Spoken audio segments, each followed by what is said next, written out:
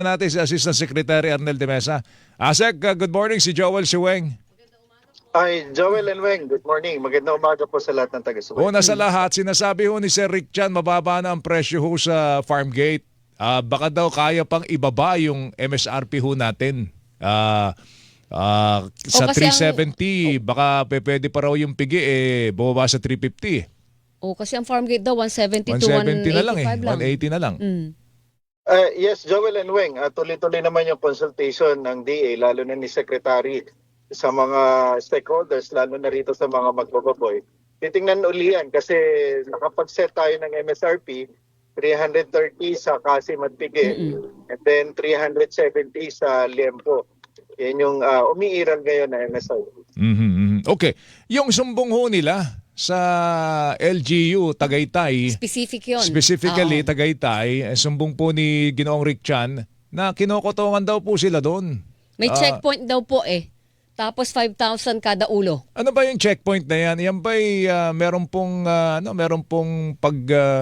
pagpayag ng DA dito sa mga checkpoints sa LGU natin? May mga checkpoints tayo, Weng and Joel, na coordinated sa mga local governments. Meron din kasi sila mga veterinaryo as per the local government code. Pero ibang bagay kung nangongotong sila at ginagamit yung inspection at yung mga checkpoints para sa kanilang pansariling kung ano man.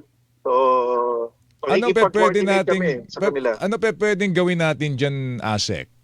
Siguro sa pangkalatang panuntunan na rin ng DA sa mga LGUs, ano ba ang dapat gawin para maiwasan po itong ganitong klase? Kasi ito nakakapagpadagdag ito Weng, sa presyo ng ng baboy. Siyempre, oo. Yes, definitely. Kung talagang merong mga ganitong maling gawain, talagang hindi pwede yan.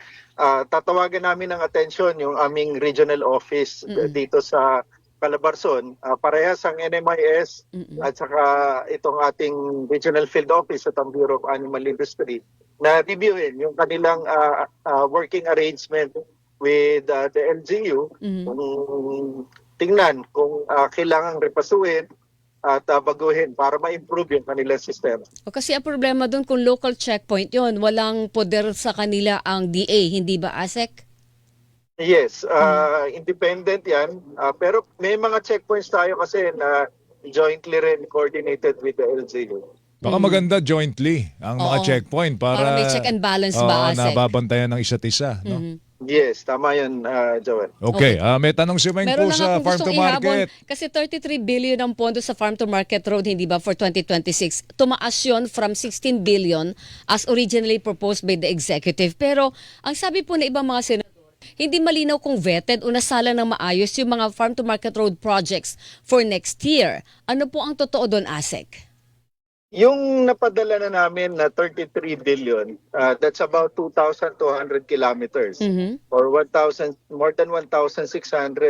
Ano yun, na-vet yun ng DA lahat yung napadala sa boat houses natin na mga sites na ito. At gusto rin namin idagdag, Weng and Joel, once ma-approve yung GAA by January, meron na tayong tinatawag na transparency portal. Ito yung FMR Watch. Ito ay website.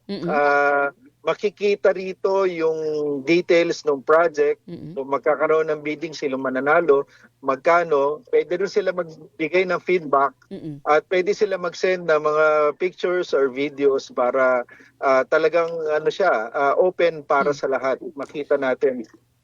So maging open na to by January. Paano po natukoy yung mga projects na yon? Meron bang nag-propose din noon ng mga mambabatas, LGUs o paano po?